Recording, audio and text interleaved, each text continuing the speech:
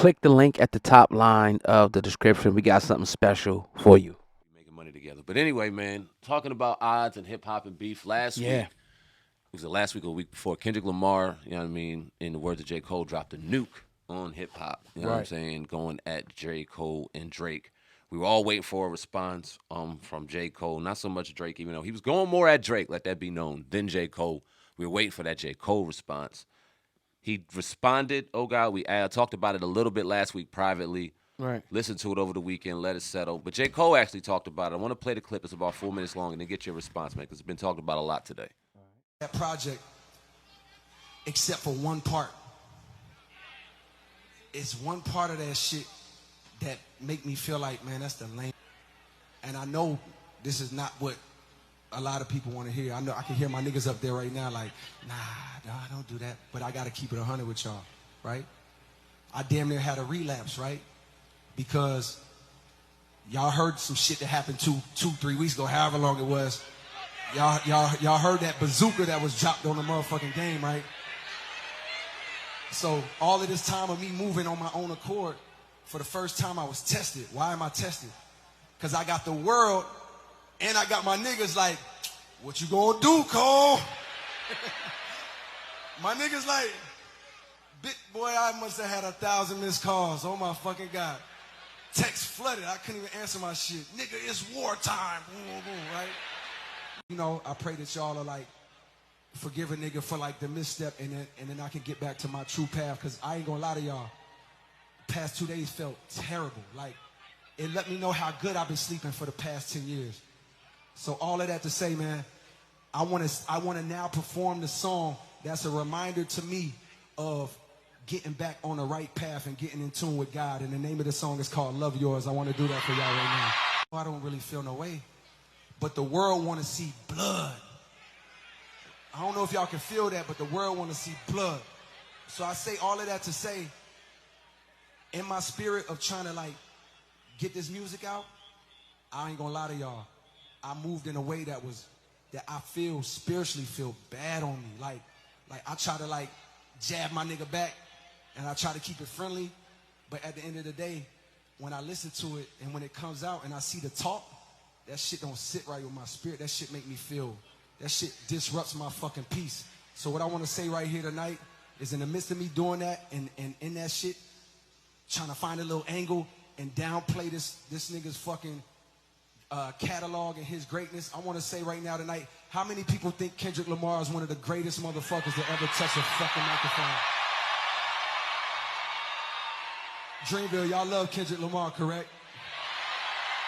I've been happy. I've been moving on my own accord, off my own desires, my own wants. Now, why am I saying all of that? All of that shit led me up into this point. 10 years later, after this song, I'm here. Here I am. I've been just chasing my shit. You know what I mean? Like following my dream and just trying to like head to the fall off in the way that I wanted to do it. And so I put out this project on Friday called Might Delete Later. I don't know how many people done checked it out or whatever, but I put this project out. And I swear to God, I'm so proud of that project, because I know, one, it's just a lead up. It's just an EP that leads me up to this thing that I've been working on for a long time. And I know the work it took to get to a certain type of skill level. And I love this shit. So that shit mean a lot to me, right? So I'm so proud. Like, damn. Like, nah. Go ahead, man. What's your thoughts?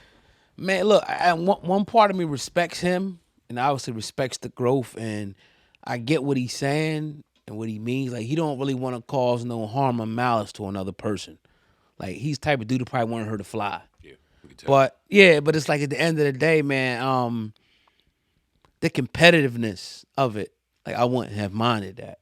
But then again, even like, you know, we all wish that in two different situations, but that Biggie and Pac could have squashed it before people had to die.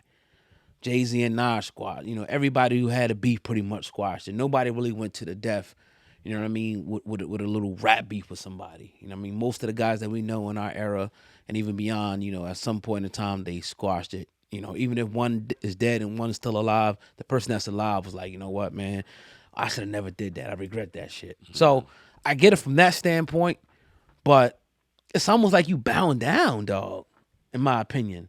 Like, you kind of just accepting, and all you guys can be great. I'm saying, but it's like, why even get into the ring and shit if you're gonna just bow out? Like you can't put it up and take it down. That's weird. I never seen nothing like this. Yeah. And maybe it's just me, just kind of my thirst for blood as well. But I honestly, I am not really even like. I like to do what them dudes, but they not like dudes that I'm listening to every day. J. Cole and Kendrick Lamar at all. You know what I'm saying? But I don't know. I just feel like it just could have been done in a different way. And not, not trying to be negative about the situation. I just like, what was wrong with this song? I mean, what'd you say on there that really, could have offended the dude like that to the point where it was gonna come to some blows or something like that. So that's how I feel about it. And I wonder. I'm real curious to see what type of response that he received and he got personally, like what the outward response was. Yeah. Because initially, when we heard Kendrick's verse, I never took it as anything personal on a J. Cole. Ever. Right. I took it as, okay, this is a competitive sport. Right. It's all love, bro. But in this sport right now, you know what I mean? The outward public is calling us three the three best, and there's a debate on who's number one. I'm here to settle that debate and let you know I'm number one. What's up? And I don't think there's anything wrong with that, but it definitely seems like from the response J. Cole got that he took it all to heart. You know what I'm saying? It took it somewhere to where it was like, damn, it wasn't that deep. It was just a competitive jab. Now, when you listen to the 7-minute drill, and I listened to it a few times, and J. Cole's an incredible talent. The album's dope. Right. And even 7-minute drill is dope, but you can tell it's not authentic. And this is another thing. See, when you got rap battles, right? When you think about the best rap beefs, that almost got personal. I mean, we lost two of our greats because of an unfortunate beef. I don't know if them two even had anything to do with the actual killings, but they died because of it. You often just you it's something personal there. It's something brewing. Nas and Jay-Z, there was something underlying to make the lyrical battle go. You know what I mean? Biggie and Pac, there was something underlying, very deep. Thanks. Other beefs, there was something a little underlying. Even your 50 Cents and your Ja Rules, it was something underlying. There's nothing underlying here. It's just competition. And I don't know if J. Cole was built for the competition. And I'm not saying he's not talented, but there's nothing personal to go behind. So where's the feeling? It's like, I don't really even want to do this. You know what I'm saying? So I really genuinely don't want to do this. Christian rapper on I'm us, just man. talented. Dang. He remind me of another Christian rapper. We'll talk about that in a little bit.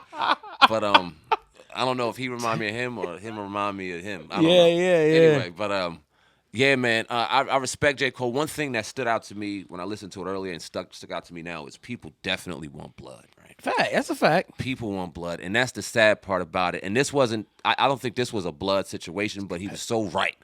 And this is why we kind of have to move how we move and give you the medicine within the candy, because unfortunately to the people that are listening to this, and I don't know how many people will, y'all want blood.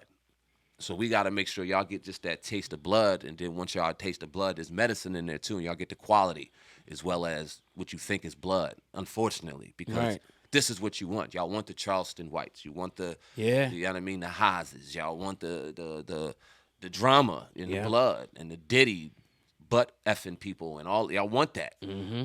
So in this game, we know we got to give it to you, but it's sad, man. I wish it wasn't that way, but it is. He was right in that. Yeah, that's what you said. He ain't built for the war. Now, Kendrick has every right to squash his fucking ass right now. I don't think he will. He probably might not say anything, but now is the time you go for the juggler. Like, all right, nigga, I got you. You know what I mean? I got you, nigga. You're done, nigga. Like, it's just competition. And this is why, and not to cut you off, hold your thought. Go ahead. This is why I wanted to see J. Cole come, like, to see it from a different angle, because it could have brought the best out of both of them. Right. This could have been a win-win situation where we've had debates for decades on who really won that battle. And they can sit down and have a conversation, a cross-table conversation, and talk about those times and what was going into that. And turn this into some legendary Jordan fucking or Magic Bird. I don't even who can you put against Jordan, because he crushed everybody. Yeah. You know what I'm saying? But it's He like, ain't bow man, out. You know, you feel me? So it's like you could have had one of them legendary battles. Riddick Bowe, Evander Holyfield, Tyson. You know what I'm saying? One of these battles, and we didn't get that, unfortunately, because J. Cole is too good of a brother. I mean, too good of a brother. He don't even want to compete. So it's cool, man. He got the gun to his head. It's like, nah. But I don't want to take it that far. But goddamn, dog, come on, man. Come on, Cole. Yeah. I don't even want to take it as far as academic, because academics is corny. Yeah, I don't like yeah. how he's doing it. He's talking about Biggie and Pac. Let it be known, we were around for them Biggie and Pac, that situation.